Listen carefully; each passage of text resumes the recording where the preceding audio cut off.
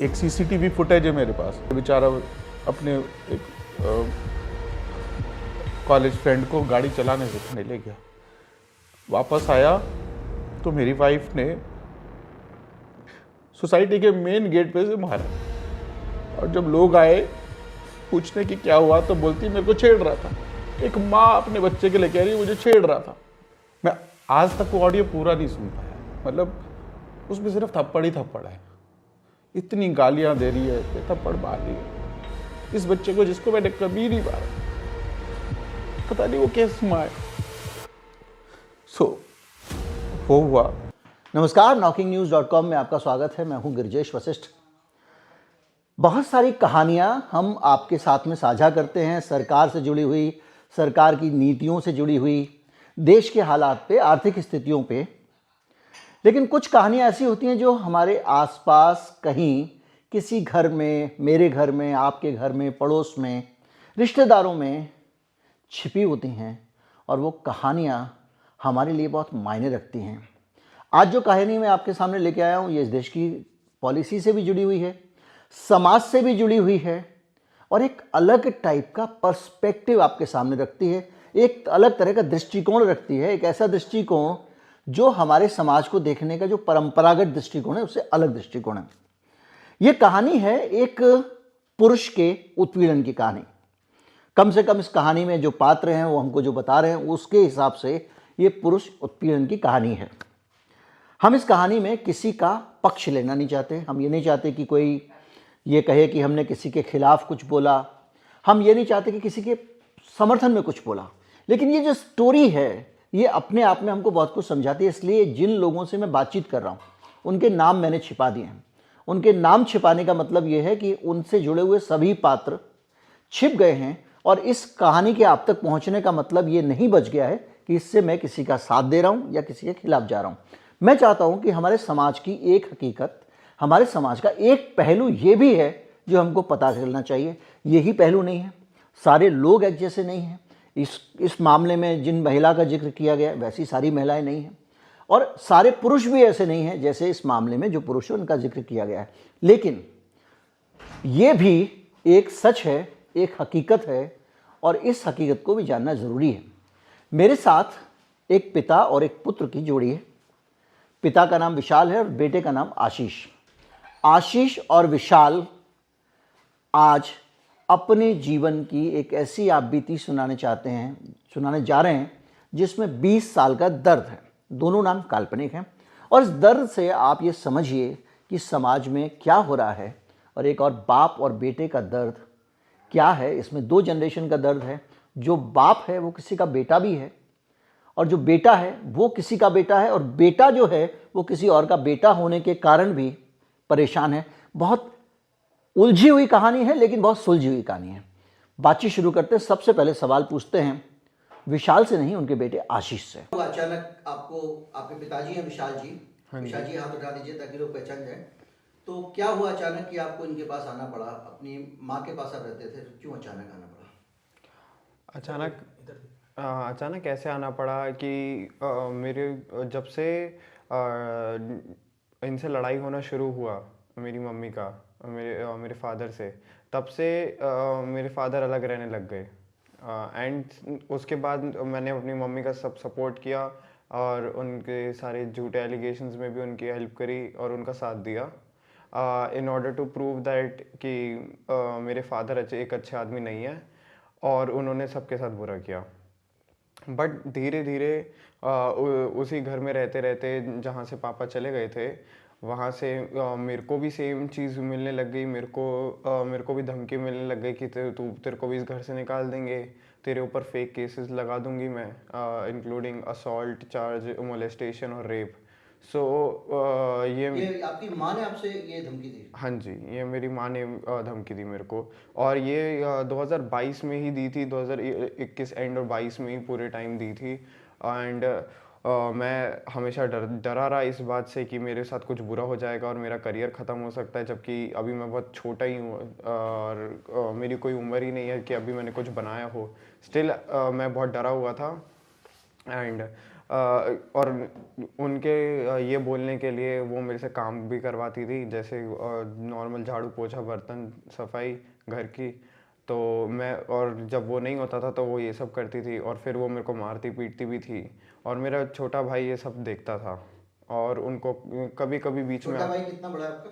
छोटा भाई मेरे से 5 साल छोटा है। मैं अभी 20 साल का हूँ, मेरा भाई 15 साल का है। तो घर में घर के काम तो खैर करना चाहिए, इसमें कोई बुराई नहीं है, तो घर के काम नहीं करने पे भी आपको टॉर्चर करते थे? हाँ जी। मेरे को मारते थे और मेरे से काम करवाते थे। बात ये नहीं है कि घर के काम करना चाहिए नहीं चाहिए, लेकिन वो भी तो घर पे बैठी रहती थी, वो कुछ नहीं करती थी, और वो मेरे को बोलती थी, जबकि मेरा कॉलेज भी होता था और मेरे छोटे भाई का स्कूल भी है, और वो घर में बस एक हाउस वाइफ हैं, और वो होके वो काम नहीं करती थी।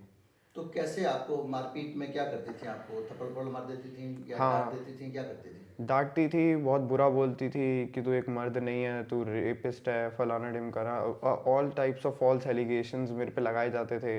और मेरे को थप्पड़ों से भी मारती थी, मेरे को बेल्टों से भी मारती थी। आशीष, एक बार बताइए, आप ये बता रहे हैं कि बहुत साल से पहले आप माँ की तरफ थे हाँ जी। और फादर के खिलाफ मुकदमा चल रहा है कोर्ट में, हाँ जी। तो माँ के साथ थे आप, तो उन दिनों में आपको पता था कि माँ जो एलिगेशन लगा रही हैं फादर के ऊपर, वो फॉल्स एलिगेशन लगा रही हैं? उस टाइम मेरे को नहीं लगता था, उन्होंने जैसे मेरे को बताया था वो उस हिसाब से मेरे को कुछ एलिगेशंस तो फॉल्स थे जो कि मेरे आंखों के सामने हुए थे, और कुछ एलिगेशन में मेरे को पता था कि ये झूठे एलिगेशंस है। बट उससे पहले कुछ एलिगेशंस में जिसमें मैं था ही नहीं एज अ विटनेस टू सी, उसमें उन्होंने जो जो बोला मैंने वो मान लिया। हाँ, तो कोर्ट पे भी आपने कुछ इस तरह का बयान दिया है, पुलिस के सामने भी दिया है? पुलिस के सामने दिया है, अभी तक कोर्ट में सच कोई बयान नहीं दिया है। अच्छा, तो क्या अब क्या अचानक ऐसा हुआ, चूंकि आप जो कुछ वो कर रही थी पहले भी कर रही थी और पहले भी आप उसमें उनके साथ थे, पहले आप फॉल्स एलिगेशन होते थे तब भी आप उसमें पार्टिसिपेट कर रहे थे, हाँ जी। अभी क्या डेवलपमेंट हुआ अचानक कि आपको जो है इधर आना पड़ा? हाँ, मतलब ये अचानक नहीं हुआ, जब मैंने देखा कि सेम चीज़ मेरे साथ हो रही है, और क्या कहते हैं, मेरे ही जो मेरे साथ चीज़ें हो चुकी हैं उसी को मैनिपुलेट करके मेरे को बताया गया कि मैं गलत था और मैंने गलत किया, जबकि मैंने कुछ ऐसा किया नहीं। तो मेरे को समझ आने लगा कि शायद पापा के साथ भी सेम चीज़ें हो रही थी, कि जब मैं नहीं था एज अ विटनेस टू सी कि क्या हो रहा है क्या नहीं हो रहा, तो उन्होंने भी यही चीज़ का फ़ायदा उठा के मेरे को ऐसा बताया कि मेरे फादर अच्छे नहीं हैं, और मैंने वो माना। और अभी जब मेरे साथ भी सेम चीज़ होने लगी कि मेरे पे भी एलिगेशंस लगेंगे, मेरे पे भी चीज़ें होंगी, मेरे फ्रेंड्स नहीं, सर्कल मैं में ये भी। समझना चाह रहा हूँ कि अभी कैसे क्या अचानक हुआ जिसके कारण अचानक हाँ जी। आप फादर के घर पे आए, कोई बड़ा डेवलपमेंट हुआ, हाँ जी। कुछ हुआ घर में? अभी लाइक 1 महीने 1 1.5 महीने के ही अराउंड ये धमकी बढ़ने लग गई कि मैं तेरे को घर से बाहर निकाल दूंगी, और उन्होंने ऐसा मतलब माहौल बनाना शुरू कर दिया, जैसे उन्होंने मेरे से घर की चाबी लेना शुरू कर दिया। अब मेरे को एक ऐसा वो हो गया था घर की चाबी से, एक वो चीज़ कि मेरे लिए ये बात इतनी बड़ी हो गई थी कि मैं घर की चाबी लेके अपनी जेब में लेके सोता था, क्योंकि मेरे को ये डर था वो किसी भी टाइम मेरे से चाबी छीन लेंगी और मेरे को घर में घुसने नहीं देंगी। तो उन्होंने ये चीज़ें काफ़ी करना शुरू करी, और 10 जनवरी को उन्होंने मेरे को घर से बाहर ही लॉकआउट कर दिया, और घर का ताला बदल के उसी दिन उन्होंने ताला बदल दिया, मेरी चाबी उसमें लगी नहीं, और उन्होंने उसी दिन मेरे को घर से बाहर कर दिया। तो आप जब ये पुराना जब मामला चल रहा था फादर के खिलाफ, आप गवाहियाँ दे रहे थे, उस पूरे दौर में आप फादर के टच में थे? नहीं। तो अभी जब ये आपके साथ गड़बड़ हुआ तो आपने फिर सीधे फादर से संपर्क किया होगा कि मुझे घर से निकाल दिया है, मेरी मदद करें? हाँ जी, मैं फादर के टच में उससे थोड़े से पहले से ही था। ये सारे इंसिडेंट मैं लास्ट ईयर से उनके टच में था, और मैं क्योंकि मेरे को धीरे धीरे रियलाइज़ हो रहा था कि वो मेरे को कनेक्शन ही नहीं बनाने दे, वो मेरे को इनसे बात ही नहीं करने दे रही थी बिना कोई लीगल अथॉरिटी बीच में आए, like in terms of court या फिर पुलिस। तो उनके बिना वो मेरे को बात ही नहीं करने दे रही थी। फिर मैंने खुद उनसे छुप छुप के बात करना शुरू करी, और मिलना शुरू किया, क्योंकि वो तो इस चीज़ आप कितने साल के हैं? मैं अभी 20 साल का हूँ। तो आप तो बालिग हैं, आप अपने पिता से बात अपनी मर्जी से नहीं कर सकते थे? हाँ, क्योंकि मेरे को धमकी ही दी जाती थी। तो ऐसा क्यों कर रही थी? आपको क्या लगा, क्यों ऐसा करती थी वो, क्या वजह रही होगी? मेरे को नहीं पता वो उनकी क्या वजह रही होगी जो वो मेरे को मना करती थी, क्योंकि जब मैं एक अडल्ट हो गया हूँ, मैं 18 से ऊपर हो गया हूँ, तो मैं अपनी मर्जी से चाह सकता हूँ मैं किससे बात करूँ, किससे ना करूँ। और मैं उसके बाद से ही मैं अपने पापा से कांटेक्ट करने की कोशिश करता था, लेकिन वो बीच में आके वो चीज़ मेरे क्या को कुछ आपके साथ फिजिकल मारपीट वगैरह भी हुई या सिर्फ वो आपको इसी तरह से टॉर्चर करते थे कि नहीं मिलने देंगे वगैरह वगैरह? नहीं, फिजिकल मारपीट भी हुई है। मेरे को थप्पड़ और बेल्टों से मारे, वो तो उनके लिए नॉर्मल सी चीज़ है। वो मेरे को मतलब इस उसमें मेरे को लगती रहती थी। और अभी मेरी जो करेंटली मेरी हेल्थ है वो भी इसीलिए है क्योंकि मेरे को ज़्यादा खाना नहीं मिलता था, और मेरे को स्ट्रेस बहुत था, तो इस वजह से मैं अभी ज़्यादा वीक हो गया हूँ। तो क्या हेल्थ इश्यूज आए हैं आपको? मेरे को हेल्थ इश्यूज एज इन मतलब मैं काफ़ी ज़्यादा पतला हो गया हूँ। I have lost almost 10 kgs। ठीक है, और मेरा भी रिसेंटली लास्ट ईयर अगस्त में एक्सीडेंट हुआ था। 10th अगस्त को एक्सीडेंट हुआ था। तो मेरी मम्मी एक ट्रिप पे गई थी उससे पहले 9th अगस्त को। जब उनको पता चला कि मेरा एक्सीडेंट हुआ है, उन्होंने बोला भी नहीं कि मैं आ जाती हूँ। उन्होंने क्या कहते हैं, मेरी सर्जरी होनी थी, उसके पैसे देने से मना कर दिया कि तुम लोग मैनेज करना जैसे भी करना। और मेरे पास बेसिकली कोई सपोर्ट सिस्टम नहीं था जब तक मैंने वहाँ से, मेरे पास जो कार्ड था जो पापा ने मेरा हेल्थ इंश्योरेंस ले रखा था, वहाँ से उनको हॉस्पिटल के थ्रू वो कार्ड से जब कांटेक्ट किया तो पापा को पता चला कि इंश्योरेंस क्लेम की रिक्वेस्ट चाहिए इस हॉस्पिटल से। तो उसके बाद मेरे पापा आए मेरे को देखने, और फिर उन्होंने सारी चीज़ें करी। उन्होंने ट्रिप पे कहाँ गई हुई थी मदर? कोई आई थिंक देहरादून या कहीं पहाड़ों में गई थी। और जब ये हुआ था, फिर मैंने जब उनको कांटेक्ट भी किया तो उन्होंने, शी वाज नॉट इंटरेस्टेड। ना उनको वो था कि मैं हॉस्पिटल की वो दे देती हूँ पैसे ताकि कुछ हो जाए, ना वो खुद से आई। उस टाइम बस जैसे ही पापा को हॉस्पिटल के थ्रू पता चला कि मैं एडमिटेड हूँ, तो पापा जल्दी से आए और सारी फॉर्मेलिटीज़ करी जिससे मेरी सर्जरी हो सके। विशाल जी, ये पूरा जो मामला था ये आप लगातार आपको अपडेट मिल रहा था वहाँ ये हो रहा है, या आप अंधेरे में थे कि आप सोच नहीं पा रहे होंगे कि ऐसा हो रहा है? मैं टोटली ब्लैंक था इसके लिए, मुझे कुछ भी नहीं पता था। इनफैक्ट मेरे बच्चे के साथ 2 बार ऐसा हुआ जब वो हॉस्पिटलाइज हुआ, और तब मेरे को चीज़ें कुछ पता चली। जैसे अभी जैसे आशीष बता रहा है कि इसका एक्सीडेंट हुआ, सो ये बाइक से जा रहा था, इसका एक्सीडेंट हो गया, ही नीडेड अ सर्जरी।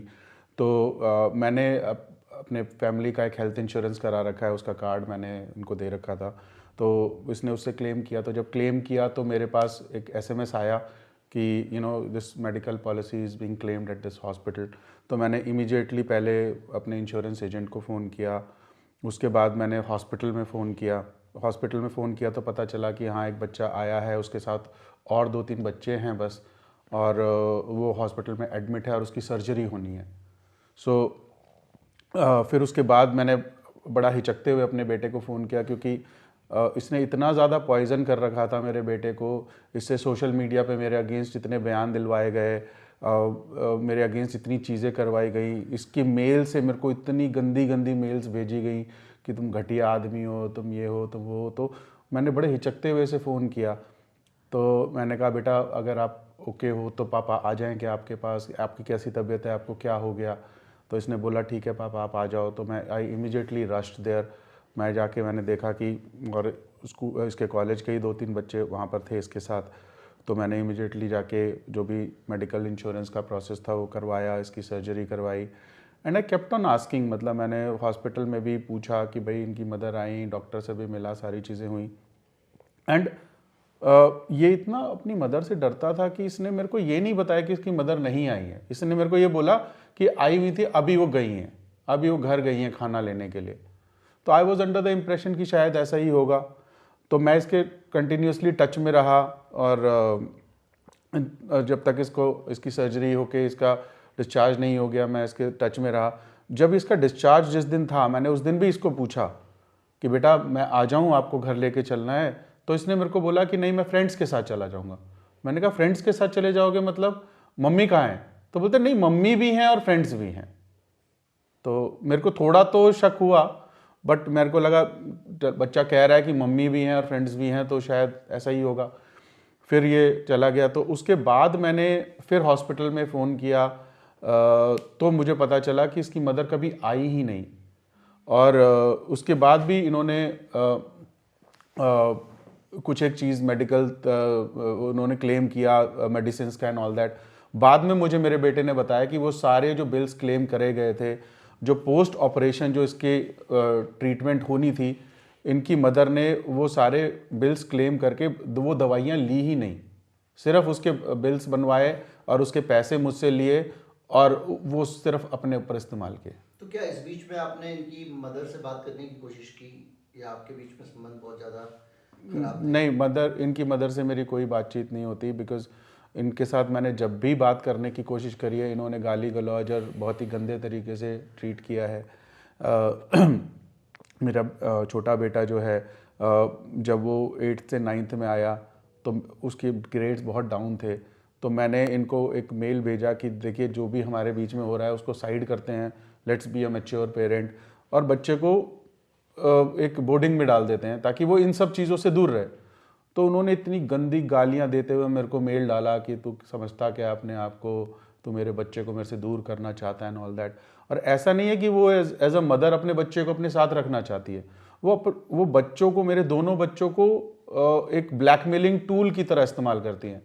मेरे छोटे बेटे की अटेंडेंस इस टाइम 46% चल रही है, he is in 10th class, right. वो बचपन से he was a meritorious kid, हमेशा A+ लाना।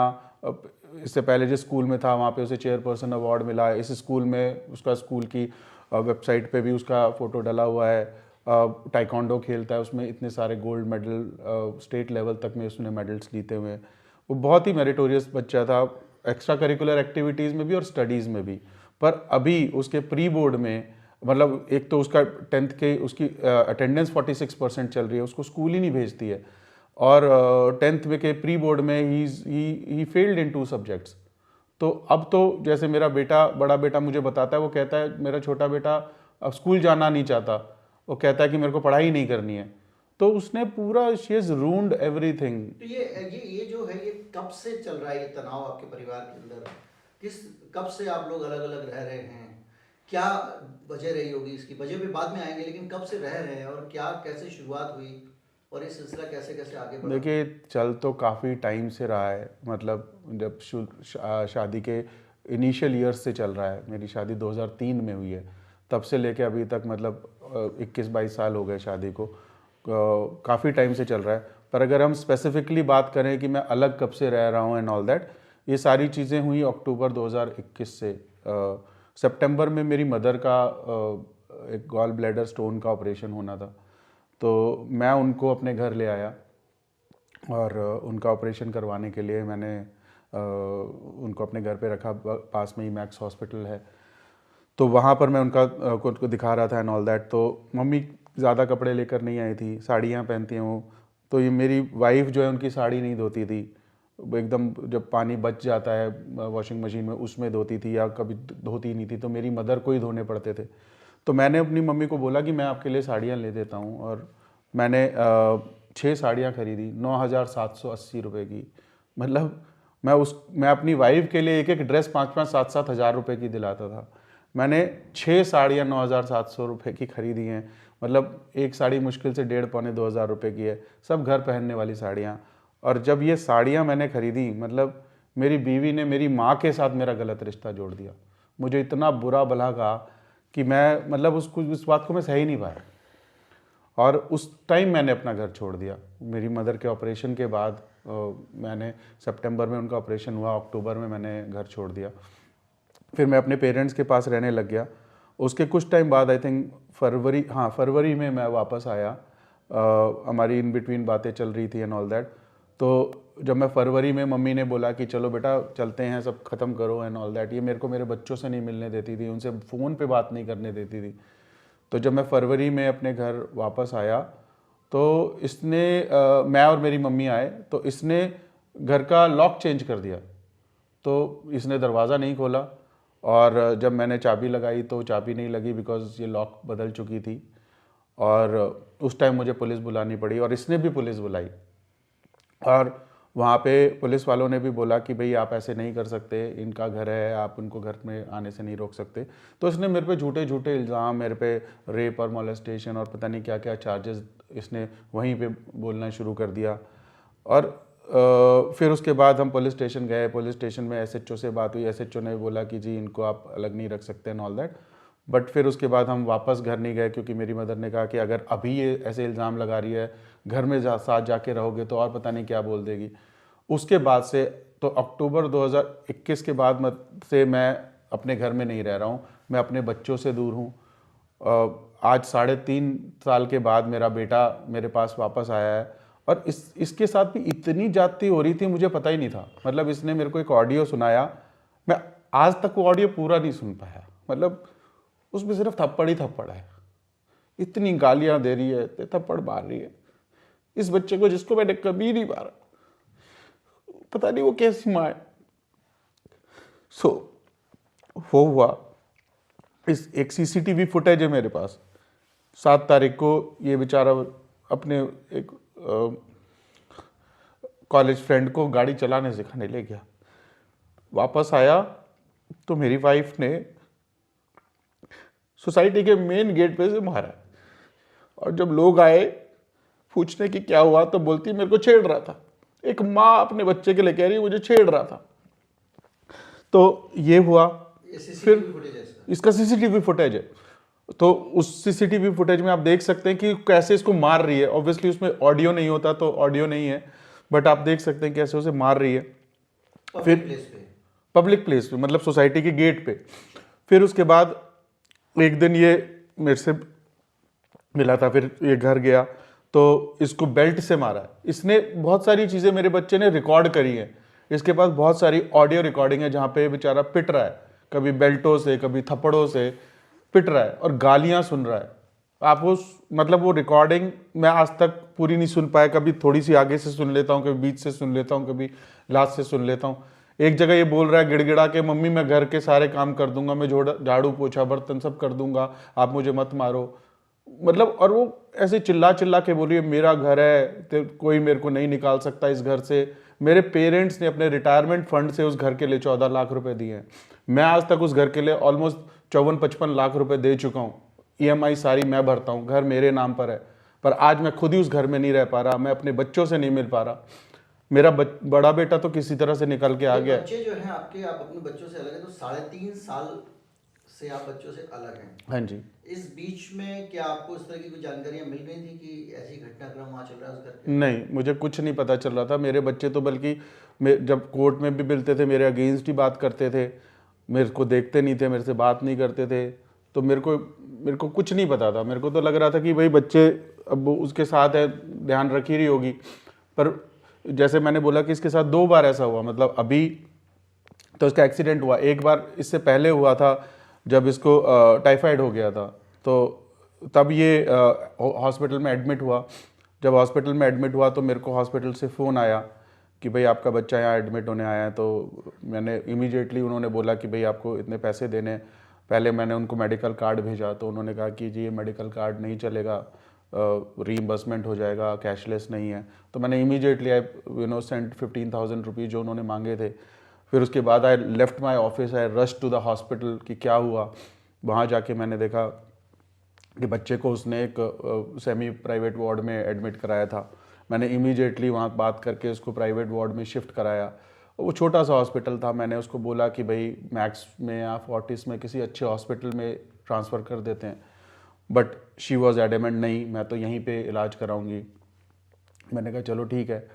फिर मैं रोज़, जब तक मेरा बच्चा वहाँ पे एडमिट रहा, मैं रोज़ सुबह उठ के सबसे पहले ऑफिस जाने से पहले हॉस्पिटल जाता था, आधा 1 घंटा इसके पास बैठता था, इससे मिलता था, गले लगता था इसको, डॉक्टर से मिलता था, इसका हालचाल पूछता था, सारी चीज़ें रोज़ मैं बात करता था। तो ये एक फादर की वो फीलिंग बताइए 3-3.5 साल में, जब आप अपने बच्चों से मिल नहीं पा रहे थे, और ऐसे मौक़ों पे जब वो अस्पताल में हैं तब मिलते थे, या कोर्ट में वो आप ही के खिलाफ गवाही देने आ रहे हैं तब मिलते थे। तो अपने बच्चों से दूर रहना क्या रहा होगा, वो क्या उस बीच में आपको कैसा लगा, क्या अनुभव हुआ?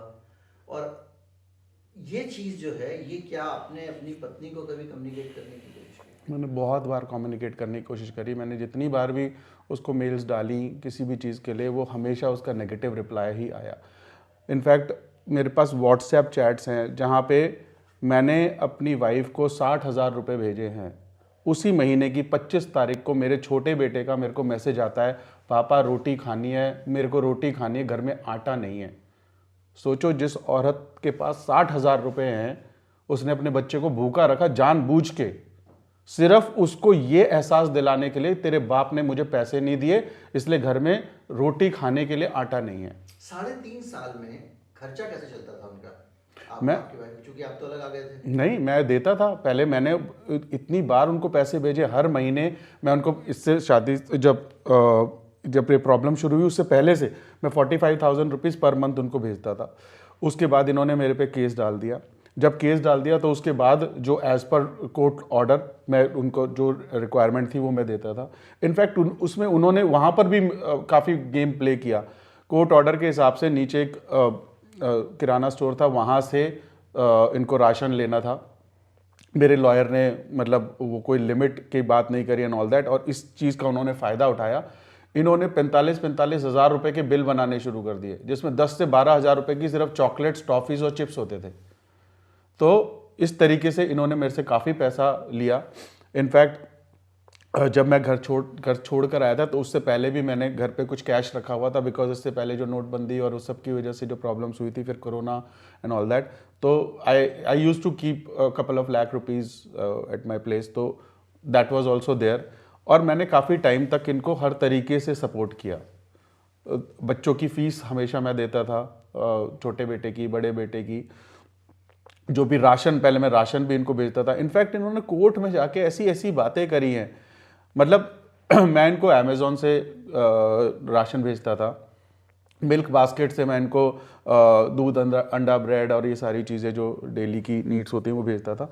ये कोर्ट में बोलते थे कि जी फटा हुआ दूध का पैकेट भेजते हैं, सड़ी हुई सब्जियां भेजते हैं। मैंने वहीं पे कोर्ट में इनसे पूछा, ये लो जी अमेज़ॉन खोल के मेरे को बताओ कि सड़ी हुई सब्जी कैसे ऑर्डर करते हैं। मेरे को नहीं आती सड़ी हुई सब्जी ऑर्डर करना, मेरे को बताओ फटा हुआ दूध का पैकेट कैसे ऑर्डर करते हैं, करके दिखा दो। मतलब ऐसी ऐसी बातें। और मतलब कोर्ट में भी जब 10-10, 12-12 हज़ार रुपए के बिस्किट, चॉकलेट्स और चिप्स के बिल आ रहे हैं, तो वहां पर जब मैंने इस चीज को रेज किया तो जज बोलते कि आपको अपने बच्चे के बिस्किट खाने से प्रॉब्लम है। मैंने कहा सर बिस्किट खाने से प्रॉब्लम नहीं है, पर 10-12 हज़ार रुपए के बिस्किट पर मंथ खाने से डेफिनेटली प्रॉब्लम है। But whole law is totally skewed towards females. तो क्या आपको मतलब ये आपकी बातों से लग रहा है कि जब आप अदालत में जाते हैं या कानून के सिस्टम में जाते हैं, पुलिस के पास जाते हैं, तो क्या आपको सिर्फ इसलिए ये चीज़ देखनी पड़ी क्योंकि एक समाज का एक परसेप्शन, और समाज में ज़्यादातर मामले ऐसे ही होते हैं कि महिलाओं के साथ ही उत्पीड़न के मामले ज़्यादा होते हैं, तो क्या आपको ये देखना पड़ा कि पहले से ही लोग पूर्वाग्रह से ग्रसित थे, उनको लगता था कि आप पुरुष हैं तो आप बुरे ही होंगे?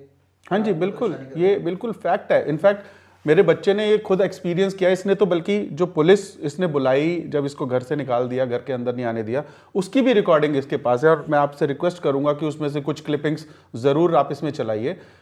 आप मानेंगे नहीं, मतलब इसने फर्स्ट हैंड इस चीज़ को एक्सपीरियंस किया है। वही बहुत छोटा है और इसने एक्सपीरियंस किया है। जब इसने पुलिस बुलाई, पुलिस आई, और पुलिस आने के बाद वो इनसे बोलते हैं कि भाई तो अपनी माँ के खिलाफ पुलिस बुला लेगा, तेरे लिए बैठे हैं हम यहाँ पे, यही करने के लिए बैठे हैं हम यहाँ पे। अरे भाई तुम ये नहीं देख रहे हो कि उस औरत ने भरी सर्दी में रात के 11 बजे इसको घर से निकाल दिया। ये आप नहीं देख रहे हो कि भरी सर्दी में रात के 11 बजे इस औरत ने अपने बच्चे को घर से निकाल दिया। आप उससे सवाल नहीं कर रहे हो, आप आते ही साथ इसको डांट रहे हो कि भाई तू अपनी माँ के खिलाफ पुलिस बुला लेगा, इतनी हिम्मत है तेरी। इनफैक्ट मैंने कितनी बार ये फेस किया है। मेरे बच्चे की अटेंडेंस 46% है, मेरे पास सारे प्रिंट आउट्स हैं, स्कूल की ऐप के प्रिंट आउट्स। जब मेरा केस चल रहा था, मैंने जज साहिबा को दिखाया कि मैडम ये तो इसकी अटेंडेंस इतनी वीक है, आप इसको कुछ तो कीजिए।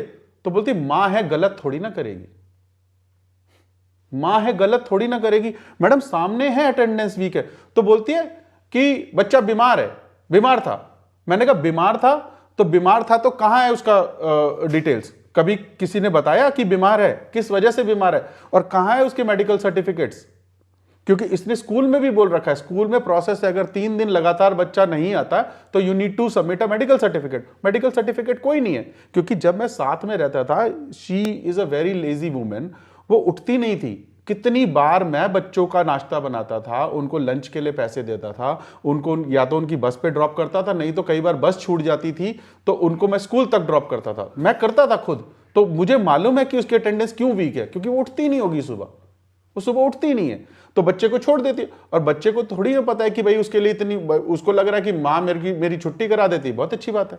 तो आपके बीच में ये तनाव जो है ये किस वजह से, केवल मदर को साड़ी गिफ्ट करने के कारण है या कुछ और भी? नहीं, ये ऑब्वियसली मतलब ये तो एक ट्रिगर पॉइंट, एकदम एंड ऐसा पॉइंट हो गया, पर ये काफ़ी टाइम से है एक्चुअली। अगर इसकी उसमें जाना है तो बहुत पुरानी ये चीज़ें हैं। मतलब ये मेरा रिलेशन मेरी वाइफ से 2000 से है। मतलब we were like in the college together, we had a love marriage. और उस टाइम ये मेरे को बोलती थी कि मेरे फादर मेरे को बहुत मारते पीटते हैं, मेरी मदर को बहुत मारते पीटते हैं, he tried to rape me, he tried to molest me.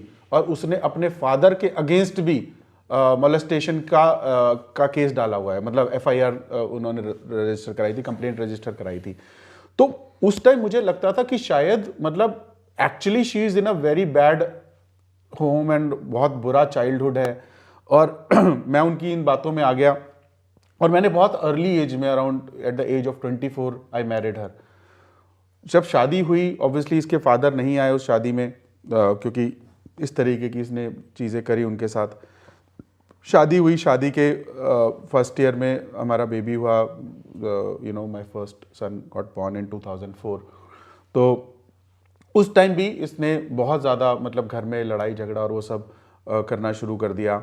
She wanted कि घर से हम अलग हो जाएं और अलग रहें। जब मेरा बेटा आई थिंक 2 या 3 महीने का था तब हमको अलग होना पड़ा।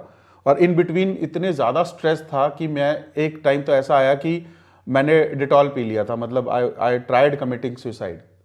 एंड वो वहीं पे थी और उसने मुझे रोका भी नहीं। और जब मैंने डिटॉल पी लिया और मतलब जब मैं, मतलब इसने मेरे को रोका भी नहीं, रोकने की कोशिश भी नहीं करी बिल्कुल। और उसके बाद जब मैं वॉमिट करने लग गया, blood started coming out of my mouth, still she didn't do anything. उठी और सीधा वॉशरूम की तरफ चली गई और मेरे मुंह से बस एक ही बार आवाज़ निकली, एक चीख निकली। और मेरी माँ नीचे, मेरे पेरेंट्स नीचे रहते थे, तो मेरी माँ दौड़ के ऊपर आई, उन्होंने मुझे देखा और उसके बाद डॉक्टर को के पास लेके गए and all that, and I could be saved. In fact जब ये बार बार बोलती थी कि घर से अलग हो जाओ, अपने माँ बाप से अलग हो जाओ, मुझे तुम्हारे साथ अलग रहना है एंड ऑल दैट, एक बार मैंने अपने आप को बीच से ब्लेड से काट लिया था। मेरे पेरेंट्स को भी नहीं पता ये। मैंने ब्लेड मार ली अपने ऊपर और मेरा पूरा खून खून हो गया, पर इसको कोई फर्क नहीं पड़ा। शी स्टिल कंटिन्यूड कि हाँ अलग ही होना है। फिर जब मेरा बेटा आई थिंक 2 या 3 महीने का था तो हमको अलग होना पड़ा। जब ये डिटॉल वाले इंसिडेंट्स के बाद ही हुआ कि, क्योंकि पेरेंट्स को लगा कि भाई बच्चा मर ही जाएगा, इससे अच्छा उसको अलग कर दो, ज़्यादा बेटर है। तो फिर उसके बाद ये चीज़ें इस तरीके से हुई कि हम अलग हो गए। जब हम अलग हो गए तो मैं, मेरे ऑफिस से जब आता था, मेरी ऑफिस की बस थी, तो मैं अपने पेरेंट्स के पास, जो घर के पास जो बस स्टॉप था, मैं वहाँ उतर जाता था और आके पहले मैं अपने पेरेंट्स के पास आधा पौना घंटा रुकता था और उसके बाद मैं अपने रेंटेड हाउस जो मैंने लिया था अपनी वाइफ के साथ, बच्चे के साथ, उधर चला जाता था।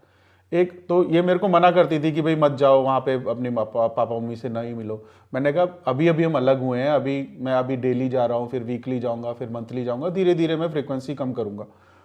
पर वो नहीं मानी। एक बार क्या हुआ कि मैं अपने पेरेंट्स से मिलके जब वहाँ घर गया, तो जैसे सोसाइटी के गेट मतलब घर होते हैं, फ्लैट्स होते हैं, 2 दरवाजे होते हैं, एक बाहर जाली वाला होता है, एक अंदर लकड़ी वाला होता है। इसने वो लकड़ी वाला दरवाज़ा खोला, जाली वाला दरवाज़ा बंद रहने दिया।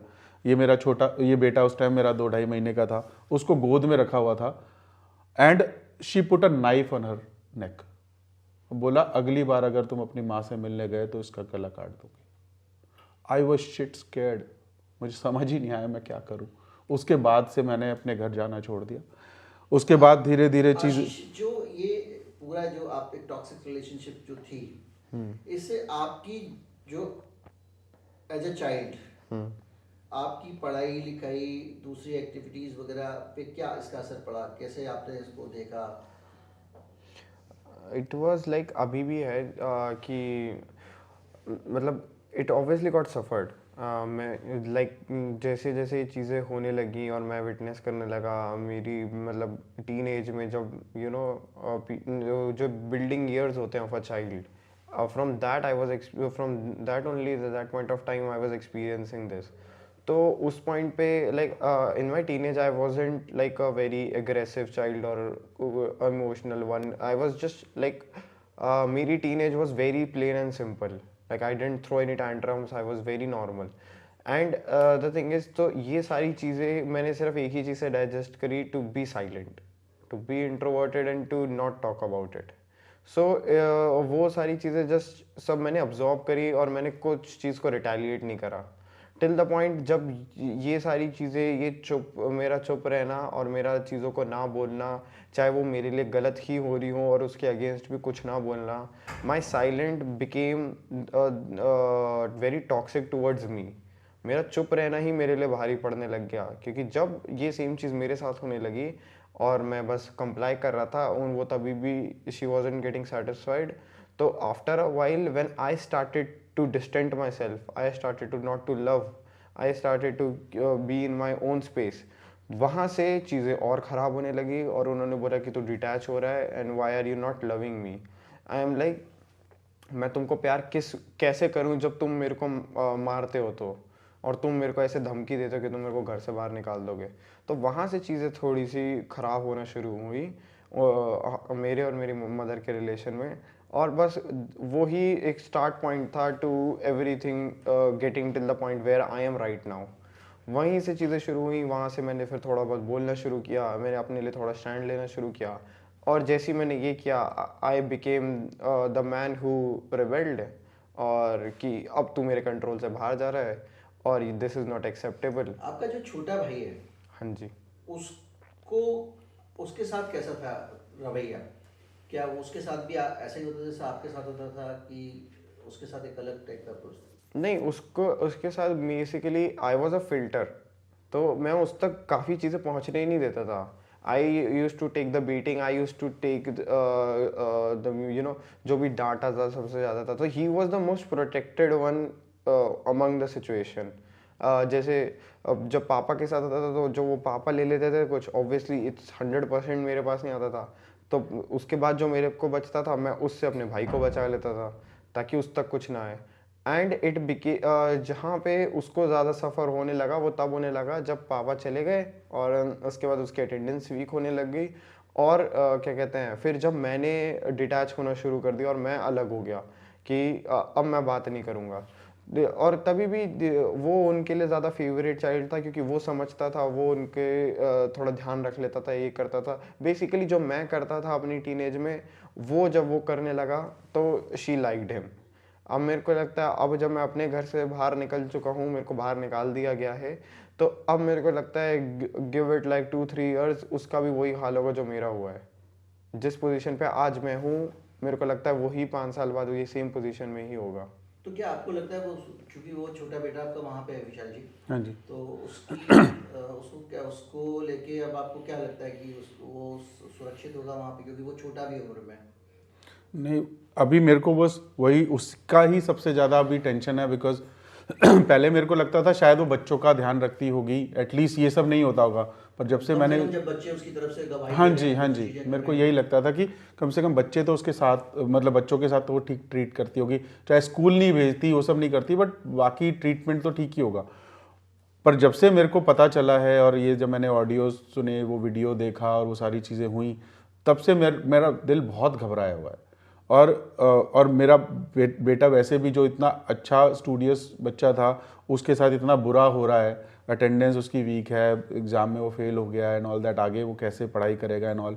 और अब पहले जैसे उसने फिर फादर के साथ किया, उनके ऊपर गलत एलिगेशंस लगाए। इनफैक्ट जब मेरी मदर इन लॉ की डेथ हुई, हम गढ़गंगा गए थे, वापस आते टाइम मैं, मेरा बेटा और वो और मेरे फादर इन लॉ थे, तब इसके मेरे बेटे के सामने ही उसने गालियां दे दे के तू कुत्ता है, तू कमीना है और तूने मेरी ज़िंदगी बर्बाद कर दी, ऐसे करके उसने अपने फादर को भी गाड़ी से उतार दिया था मेन हाईवे पे। तो पहले उसने वही चीज़ अपने फादर के साथ करी, फिर वही चीज़ उसने मेरे साथ करी, अब उसने वही चीज़ मेरे बड़े बेटे के साथ करी। तो इट्स जस्ट अबाउट टाइम कि the same thing might happen with my younger one. और इसकी फितरत जो इस औरत की है वो बहुत ही बुरी है। मतलब जितना वो कर रही है, जितने लेवल पे वो जा चुकी है, तो मुझे बहुत ही ज़्यादा अब अपने छोटे बेटे को लेके घबराहट कभी होती है, आपसे डर। लोगों ने ये पूछा, आपने जिससे भी चर्चा की कि भाई ये एक तरफा तो नहीं होता, आपने भी कुछ किया होगा? हाँ बिल्कुल बिल्कुल। मेरे से इनफैक्ट मेरा बचपन का दोस्त है, उसके साथ मेरी लड़ाई हो गई थी इस बात को लेके। उसने कहा तूने भी तो कुछ किया होगा।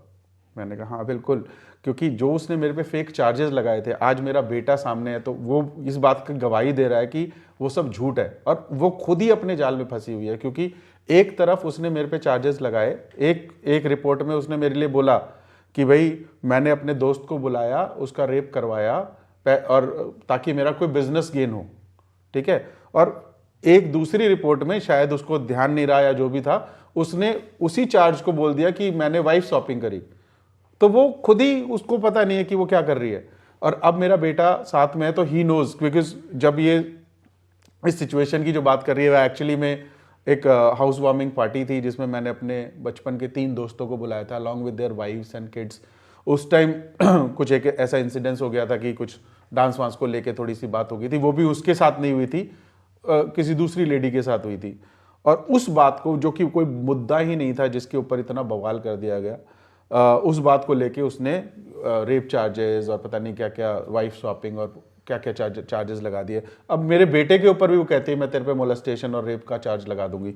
ये रेप चार्जेस उसने किस किस पे लगाए? अपने फादर पे, अपने कज़न ब्रदर पे, एक ब्लाइंड टीचर पे, मुझ पे, मेरे फादर पे, मेरे बड़े भाई पे, और अब अपने बेटे पे। और in fact one of the her lawyers also, जो रिसेंटली जो उसने 3-4-5 लॉयर्स बदले, उसमें से एक लॉयर ने भी, को भी हम मिले थे पीछे, वो हमें मिल गया था, जिसको उसने छोड़ दिया। तो उसने बोला कि उसने मेरे को भी बोला कि मैं तेरे पे रेप चार्जेस, मोलेस्टेशन चार्जेस लगा दूंगी।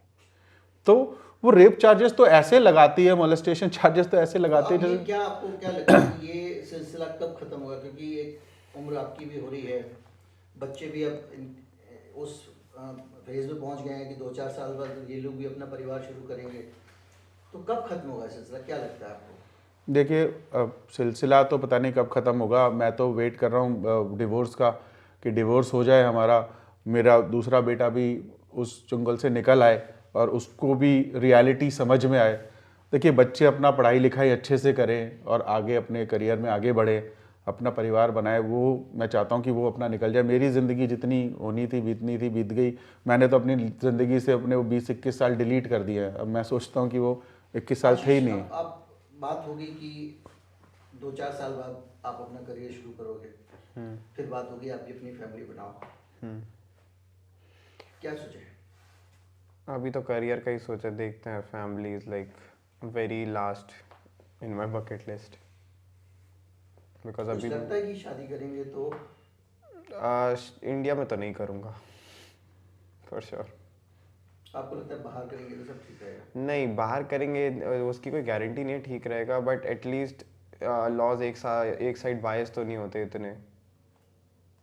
I don't want कि to come into a relation where I am unarmed and the other parties has like the bombs and everything against me. आपका बेटा जो है वो जब आएगा और आपको बोलेगा कि ये लड़की मुझे पसंद है, उससे शादी करना चाहता हूँ, या लव मैरिज जैसी कोई सिचुएशन आएगी, हाँ जी।